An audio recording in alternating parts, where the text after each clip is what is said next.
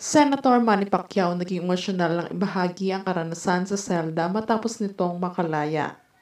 Mapanggang sa ngayon nga ay hindi pa din makapaniwala sa mga nangyayari si Senator Manny Pacquiao nang ito ay biglang makalaya dahil sa tulong ni Senator Robin Padilla at President Bongbong Marcos. Tila isang magandang balita ang siyang nakarating sa mga netizens nang ibahagi sa publiko ng asawa ni Senator Manny na si Jinky Pacquiao na si Manny nga ay piniyansahan ng matataas na tao sa Malacanang matapos nga nito makulong ng ilang araw. Matatandaan kamakailan lamang tuluyan na nga tinapos at nandismiss na ang kaso ni Nery at Senator Manny matapos ang ilang linggo na paglalaban ni Nery ukol sa kanyang karapatan at pandadawit nitong kasabwat niya si Manny sa investment scam at Dermacare. Ngunit wala naman siyang may pakitang sapat na ebidensya sa korte. Maging ang abogado nga ni Senator Manny ay binuhos ang lahat ng kanyang lakas upang ipanalo ang laban at pinatunayan nitong isang inosente si Manny. Subalit kahapon nga lang usap-usapan sa mundo ng showbiz ang inilabas na release paper ni Senator Manny na umapila na abogado ni Manny sa korte na non-guilty itong si Senator Manny sa lahat ng ibinibintang ni Nery Miranda dito. Matapos nga may apila ang kaso ni Senator Manny sa korte, ay usap-usapan na nagsanib puwersa si President Bongbong at Senator Robin upang tulungan ito sa sunod-sunod na isinampang kaso na ikinakaharap nito na siyang pinabilis nila ang lahat ng proseso nito. Ayon kina Senator Robin at President Bongbong, alam naming isang mabuting tao si Manny at alam naming hindi basta-basta papasok sa ganitong senaryo itong si Manny dahil wais ito sa pera lalo na pagdating sa kanyang pamilya. Kaya naman sa pagkakataon na ito ay lubos naman ang pasasalamat ni Jinky Pacquiao at Mami Junisha sa mga taong sumuporta sa kanyang anak hanggang dulo at hindi sila pinabayaan at iniwan sa huli.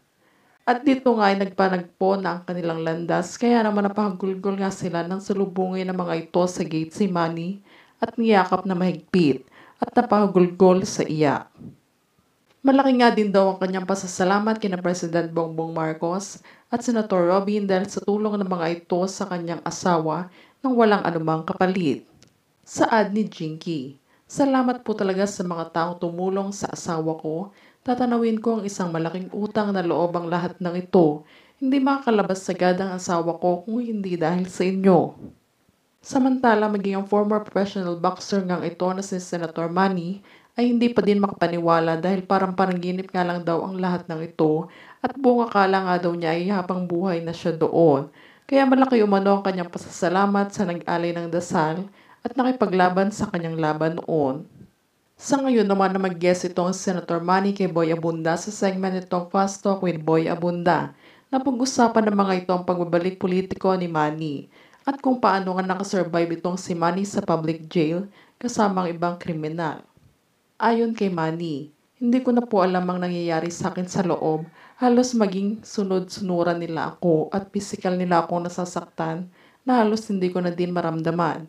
Dahil sa pag-atake ng aking anxiety at depression, tanging sa Diyos at sa pamilya na nga lang daw siya humuhugot ng lakas dahil noong mga panahon na ngayon nga daw ay hindi siya makatulog at makakain sa isang silid kung saan masikip at talagang wala na matutulugan dahil sa dami nila sa loob.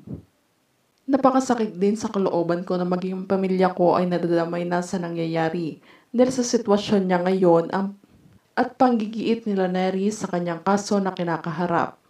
Samantala, labis-labis nga din ang pasasalamat ni Manny sa mga netizens dahil sa walang sawang pagsuporta sa kanya hanggang dulo. Sana nga daw ay mas dumami pa ang mga taong mabubuti, patuloy nga lang daw ang laban.